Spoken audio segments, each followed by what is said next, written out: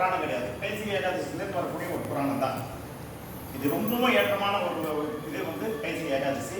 அதோட வைகுண்ட ஏகாதசி. கைசிக ஏகாதசியில் என்ன புராணம் என்னங்க, நம்ம வந்து பூமி பிராட்டி அவளை வந்து இரண்யாட்சரன் அவங்க கடல் கடையில் விட்டு வச்சுதான் வச்சுக்கிட்டு பூமியே இருட்டாகி வருது, ஒண்ணுமே இல்லாமல் இருந்துச்சு. எல்லாரும் போய் இது மாதிரி இது பண்ணுறச்சே பகவான் வந்து ஒரு வராக அவதாரம் இருக்கு. வராக அவதாரங்கிறது வந்து எப்படின்னா ஒரு அவதாரத்துக்குள்ளாலேயே 4 அவதாரம். நம்ம முதல் 4 அவதாரமுமே மனுஷ அவதாரம் கிடையாது. மற்ற கூர்ம வராக நரசிம்மன் 4மே இது மனுஷ அவதாரம் கிடையாது. மெயினான அவதாரம் இதில் வந்து வராக அவதாரம்.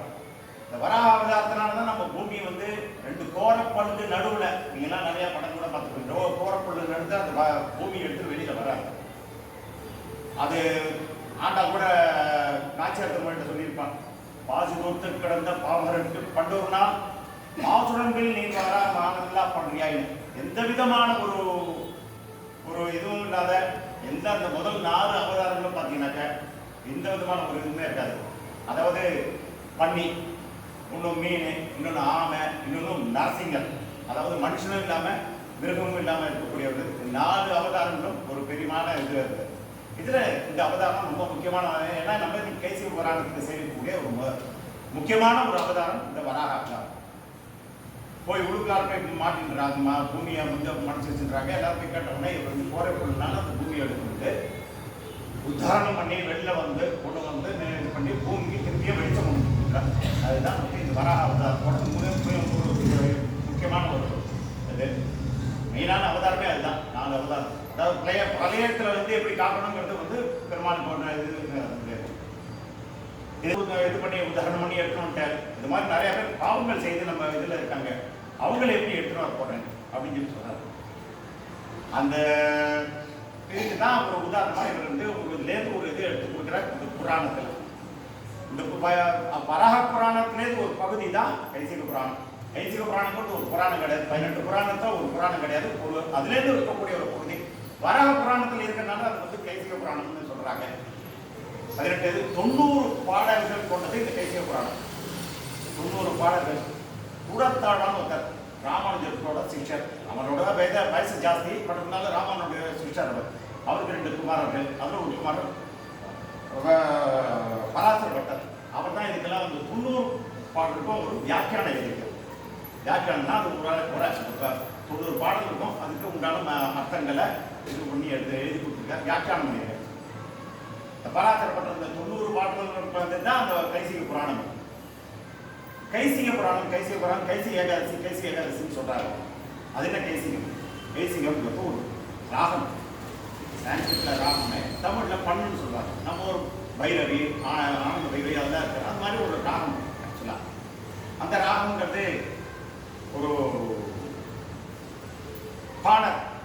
பாடல்ங்கிறனாக்க 4 வர்ணம். நம்ம அதுக்கு வேதத்தில் சொல்லக்கூடிய 4 வர்ணத்தை தவிர இருக்கக்கூடிய ஒரு இது உண்மையான ஒரு இது. அந்த ஒரு பாணர் ஜாதியில் சேர்ந்தவர்.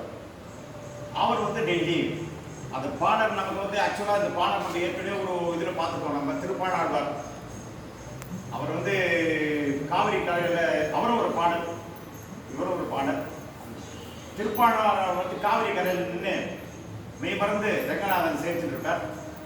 அந்த ரெங்கநாதன் சேர்த்துட்டு இருக்கச்சே அந்த கோயில் பட்டர் வெளியில் வந்து தண்ணி எடுக்கணும், நீ தண்ணி போ அப்படிம்பார். காவிரியிலேருந்து நான் தண்ணி எடுக்கணும், திருமஞ்சனுக்கு தண்ணி எடுக்கணும், தண்ணி போ அப்படிம்பார். அது போக மாட்டார். அவர் மெய் மருந்து இருக்கலாம் போக மாட்டார். ஒரு கல் எடுத்து அவர் அடிப்பார். அடித்த உடனே நெத்தியில் படுத்து ரத்தம் வந்துடும். அப்புறம் தான் தெரியும், ஐயோ நம்ம தப்பு பண்ணிட்டோமே, அபச்சாரம் பண்ணிட்டோமே அப்படின்னு சொல்லிட்டு மன்னிச்சுங்கன்னு சொல்லிட்டு தண்ணி போனோடனே அவர் தண்ணி எடுத்துகிட்டு போகிறவர் எடுத்துகிட்டு போய் பெருமாளுக்கு திருமஞ்சனம் பண்ண குறைச்ச பார்த்தா பெருமாளுக்கு எந்த இடத்துல அடித்து தண்ணி ரத்தம் வந்தது அதே இடத்துல பெருமாளுக்கு வந்துடும். என்னடா தப்பு அப்படின்னு சொல்லிட்டு இருக்கும்பொழுது அப்போ தான் சொல்லிடுறேன், பக்தனை நீ வந்து நீ ரொம்ப நிர்தாசனம் பண்ணிட்ட, உடனே போய் நீ அவனை வந்து கூட்டுங்களா இங்க அப்படின்றாரு. அப்போ போர்ச்சே அவர் சொல்றாரு வந்து திருப்பி நீ வா கூப்பிட்றாரு ஒன்று அப்படின்னா வரமாட்டேங்கிறாரு. ஏன்னா நான் வந்து தாழ்ந்த ஜாதி, நான் வந்து பாடல் ஜாதி, நான் வரமாட்டேன் அப்படின்னோடனே எல்லாரும் இது பெருமாளோட கட்டளை அப்படின்ற வரமாட்டேன்னு சொன்னோடனே அவன் தலையில தூக்கி வச்சு தோல் மேலே தூக்கி வச்சு வந்துடுறாரு. அவர் தான் வந்து பெருமாள் அப்போ பார்த்தோடனே அவர் வந்து எழுதினதே அந்த அமரநாதிக்கிறாங்கிற ஒரு இதுதான். இந்த அவனானித்ரான் அவர் சொல்லுவார், ஆஹா இந்த மாதிரி ஒரு பெருமாளை நான் பார்த்ததே இல்லையே அப்படின்னு சொல்லி சொல்லுவார். அதை கொண்டல் மன்னனை அந்த ஒரு பாசுரம் இருக்கு. கொண்டல் மன்னனை கோடனாய் வெண்ணை உண்டவாயன் என் உள்ளங்கர்னானே அண்டர்கோன் அணியரங்கன் என் அமுதனை கண்ட கண்கள் மற்றொன்றை வேற எதை பத்தியும் வேற எந்த பெருமாளை பத்தி பேசுறாரு, ஸ்ரீரங்க பெருமாள் பத்தி தான் பேசுறாரு. அதே மாதிரி பாணர் குலத்தை சேர்ந்தவர் தான் இந்த இவர். இந்த கைசிக புராணத்துல மெயினா மூணு கேரக்டர்ஸா. ஒண்ணு வந்து பாணர். இந்த பாணர் இருக்காரு நம்பாழ்வான்னு இருக்கார். இன்னொருத்தன் வந்து ஒரு பிரம்ம ரிஷி, பிரம்ம ராட்சசன். மூணாவது வந்து நம்பி பெருமாள் இருக்கார். அவர் வந்து நம்பி கிழவன் பேர், அது அப்புறமா வரும். 3 பேர் தான், அதுல 3 கேரக்டர் தான் இந்த ஒரு 90 ஸ்லோகத்துல இருக்கக்கூடிய இந்த புராணம். அதெல்லாம் இல்லை, எனக்கு நான் இப்போ உடனே சாப்பிடணும் அதுதான் அப்படின்றான்.